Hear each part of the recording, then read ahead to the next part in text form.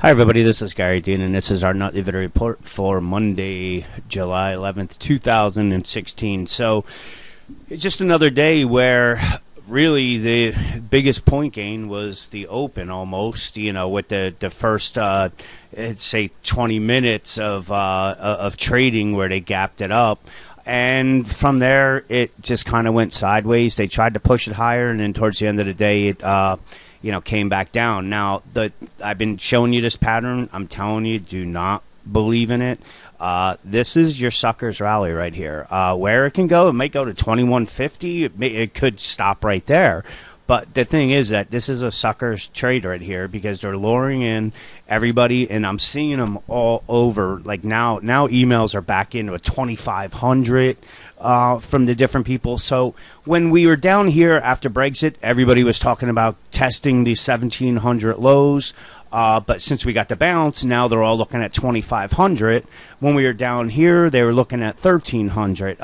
So everybody gets bullish at the exact wrong times, and they get bearish at the exact wrong times. And the reason why this one is a little bit important is because you can see that the S&P made new all-time highs there.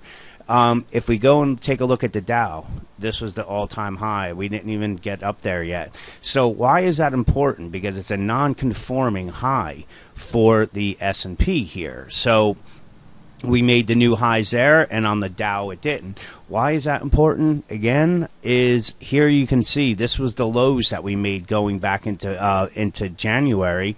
And notice that we didn't take out these lows, but if we go to the S&P, we did take out those lows. So this was this was a non-conforming breakdown because the Dow didn't follow it, and this is a non-conforming breakout, and it's going to be a sucker's rally. And I think you're going to get all your herd mentality, newsletters out there that are going to turn around and start, like I said, naming 23, 24, 2,500.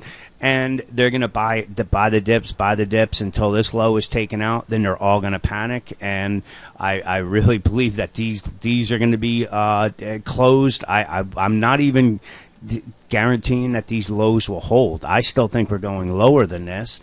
And like I said, right now, everybody gets bullish at the wrong times, and they get bearish at the wrong times, and everybody is bullish right now. Everybody's looking up, and every time they've done that, they've just pulled the lever, and we went straight down. And I'm believing the same thing is not too far away.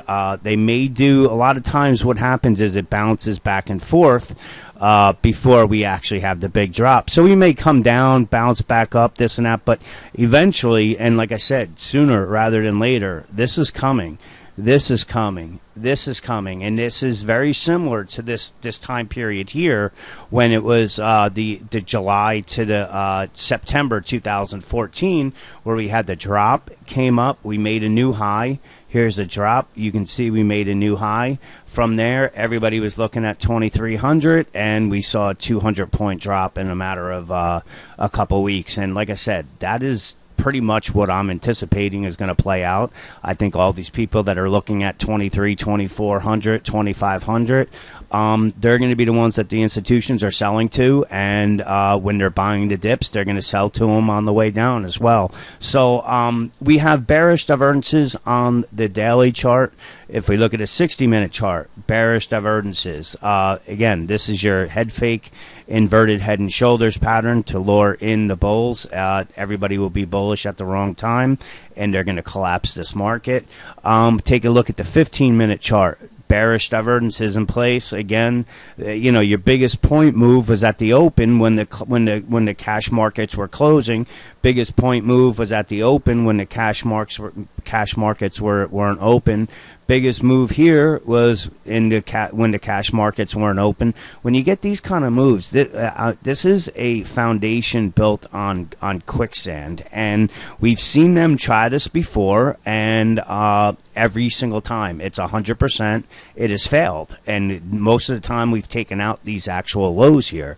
So we have bearish divergences on the 15-minute chart. If we just take a look at the 5-minute chart, here you can see bearish divergences. So we have it it on every time frame. And right now, like I said, everybody's looking up. They're all anticipating just a minor little pullback that you can buy because we're heading straight up. They're going to be the ones buying. Institutions are going to be selling. And once we start taking out some of these lows, everybody's going to be running for the exit at once. I wouldn't be surprised to see a 200-300 point drop in the S&P by the time the elections even come around. But again, that's longer term. Right now, maybe they try to grind higher for the rest of the week. We'll have to wait and see. But I think if the smart money right now is shorting these rallies and just letting gravity take over, because these gaps that have been put in place on the upside are going to be filled. So you're looking at risk reward that should be pretty favorable to be shorting rallies. So with that, have a great night, and I'll talk to you guys in the morning.